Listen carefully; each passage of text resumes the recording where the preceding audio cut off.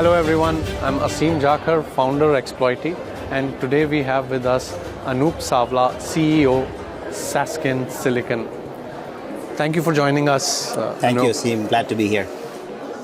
So, Anup, you've worked across startups, global tech firms, and you're now leading innovation in silicon and AI. So, what's a breakthrough or a trend in embedded systems that you think more people should be paying attention to? Sure.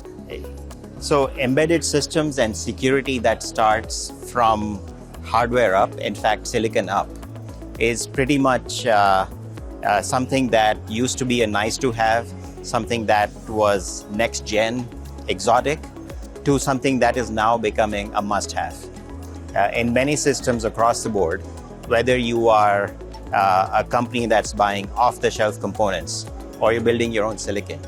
This is something that will need to be taught at the beginning of the design cycle as people are planning products rather than being taught through after the fact or coming in as a separate component that's added as an afterthought.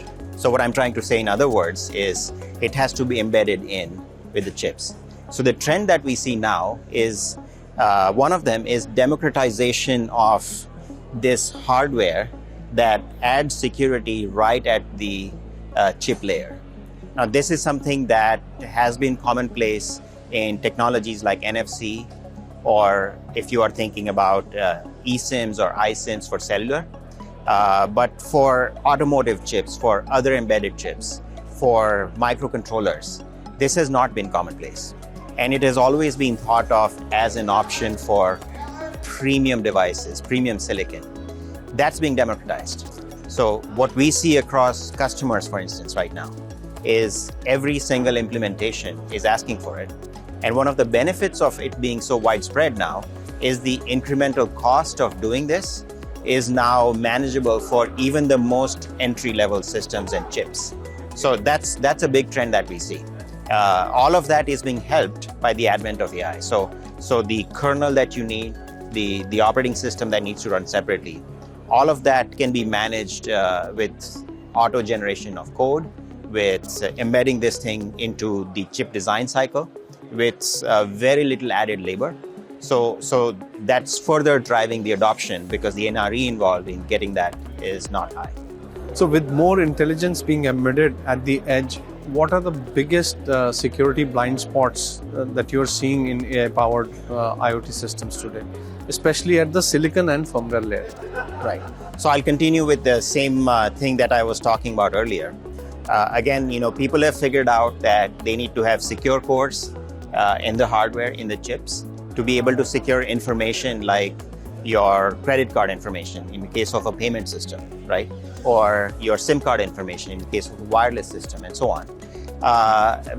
But the biggest thing, the next hottest thing that's being embedded in chips now is the capability to inference, right? Sometimes even train, but definitely inference, right? So if you think about an LLM that's being built into a hardware system, right? So you have your very large, popular celebrity LLMs that are out there, GPT and so on. But there are tremendous number of use cases in the industry that don't need 1 trillion parameters, right? If you're analyzing logs, fault logs from your automotive system, if you're looking at problems that happened in a control system over the past 10 years, those are things that definitely could benefit from inferencing and training over the data, but they don't need your LLMs, the large-scale ones. And so custom training of these LLMs is something that can happen.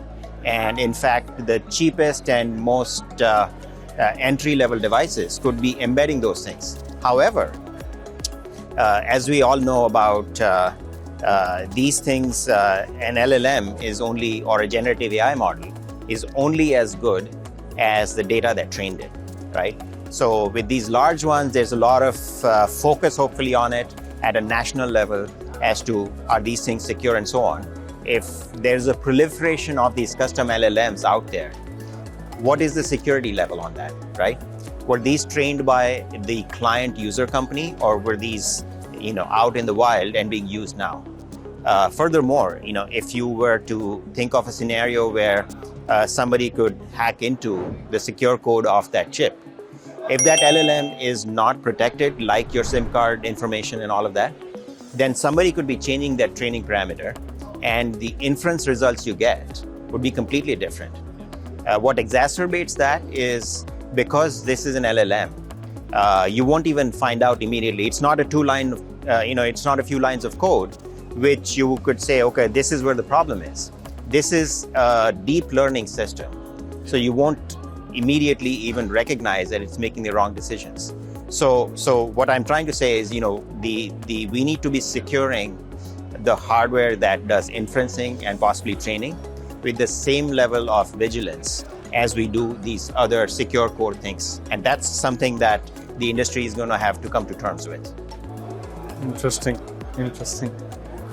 And so how should companies rethink their security architecture when designing custom silicon for critical applications like industrial IoT or autonomous systems? So one of the things is, I think, there's a lot of companies that are already on the forefront on this. And, Qualcomm is a great example. I personally spent a lot of time working at Qualcomm, and we do a lot of work with them. They've embedded a lot of this AI processing security around it in all of their IoT roadmap, right? This is a trend that I see not just with one company, but products across the space. I think the advent of this, the trend here is the design cycle has to bring in security features right at the front and not think about adding it after the fact. And while we're at RSA, of course, we think security is the center of the universe. But when we talk to customers at large, they are obviously first and foremost worried about, hey, can you solve my control system problem? Can you solve my connectivity problem? Can you make my car MCU or TCU work with all the functions? And security is something they're like, oh, okay, well, now if I've got that, can I just check the box and make sure it's secure enough? It's an afterthought, right? So that is changing, however. There's a number of, you can say, events or trends that are coming up such that leaders are becoming aware that this is something that has to be thought about at the front end. That's changing. So to bring that into the design cycle up front, especially now that I was saying, the ability to do that is getting democratized, is something that has to come in. Yeah. Thank you so much. Sure. We were speaking with Anup Savla, CEO, Sasken Silicon. This is Aseem Jakhar signing off from ISM Studio. Thank you.